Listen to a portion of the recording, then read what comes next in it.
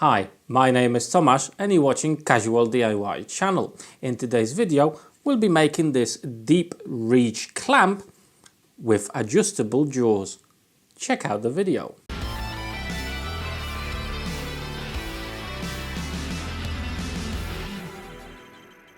Right then, for my project I'm using plywood, and in this case it's two pieces of 18mm sandwiched together. I'm just tracing the design of the clamp itself, and after that we'll be cutting it out on my bandsaw. It's a very simple design, so it's easy to cut it out on my bandsaw. You can actually do it with a jigsaw, it's not a problem at all, really easy to do. And that's the general shape of it. Now it's time for my sander. I'm just going to refine the shape and clean out the sides and the edges. And now, as you can see, I'm just going to trace the pattern on another piece of plywood, and I will just repeat the process of cutting it out and sanding it on my sander to make sure I've got two more or less identical pieces. Now it's time to sort out the jaws of this clamp. They will be adjustable, as I said, and for that I just need two pieces of hardwood. Okay, the design here is again very simple. We're going to be using barrel nuts, and for that I'm just pre-drilling a hole in both of the blocks. That hole goes through the whole block. As you can see, I'm using my pillar drill to do that.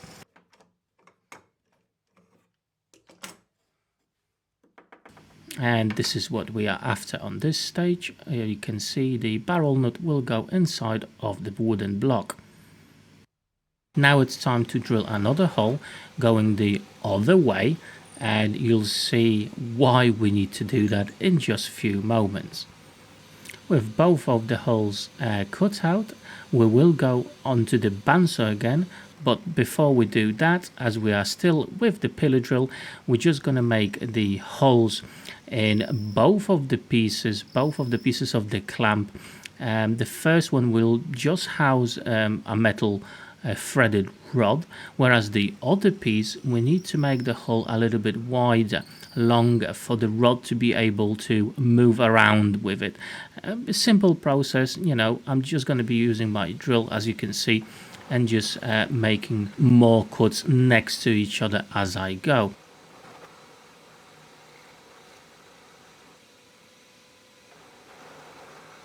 And I can use my rasp to clean out any mess made by the drilling, so I'm going to have a nice and uniform hole.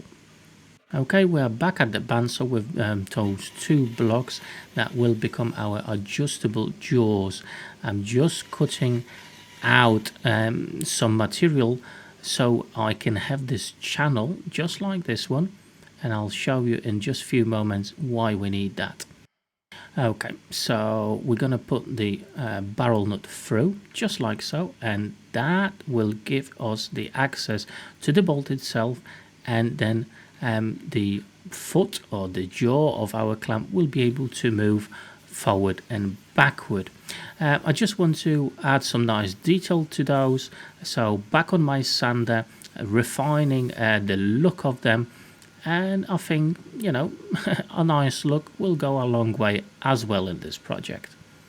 Now in the main body of the clamps, in both of the pieces, I'm pre-drilling two holes that will house hex drive head nuts, to which we'll be installing some threaded rod that will hold our adjustable jaws.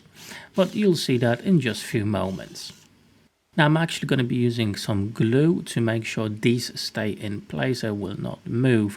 The glue sets in 24 hours, so yes, I need to wait a bit before I can properly use the clamps. And please look away now, I am using my chisel, old bad chisel, to actually drive them through, as I don't have a hex key that size. Now it's time to cut the threaded rod to the right sizes. To finish the main body of the clamp, I'm just using some wax. It will give it that nice look and finish to it, and if need be I can reapply it at any time.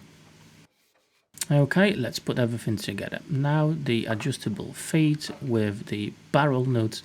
Simple, but it seems that I think it will be working just fine.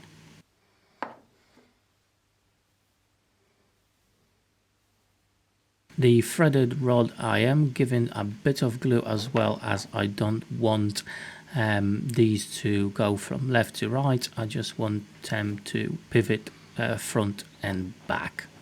So thanks to the glue, when it sets, I will have a nice strong connection, and the threaded rod will not undo itself as well.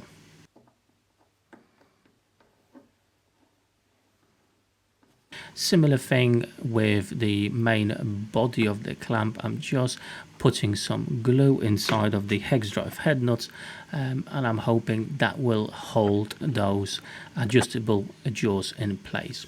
Now it's time to install the hinge. Simple process, nothing special here. And we are almost done. It seems to be working at the moment.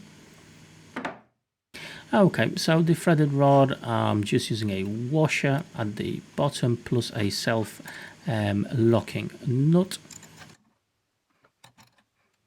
And at the top, I'm just using a washer again and a plastic knob. That will do just fine as a way of locking the whole clamp in place. And there you go, it's all done. Very simple and hopefully effective design. Let's have a quick go at it. As I said, the glue still needs to set in those jaws, but why not? Let's try that and see if it works. And there you go, it holds that piece quite nicely, no issues at all. Very strong grip on it, really tight, and on top of it, as you can see, the adjustable jaws done exactly what they needed to do. And there you go, guys, absolutely super simple project.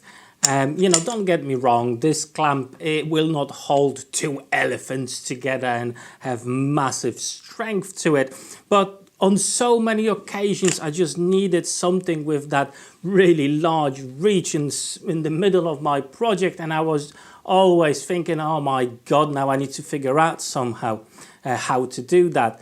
And now with this really simple clamp, I don't have that problem anymore.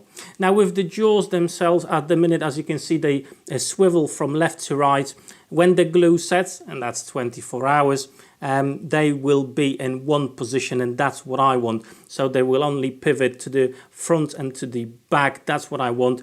However, if you want those jaws to move around freely, you don't have to use any glue. It will be just fine like that as well. I hope this little video of this clamp inspired you a little bit. Maybe you'll use some parts of this in your projects, or maybe you're gonna make the whole clamp as is. If you did enjoy this video, please drop me that like button down below. Don't forget to subscribe if you're not a subscriber yet. And for now, that's all from me. Thank you very much for watching. Thank you for your time. Take care.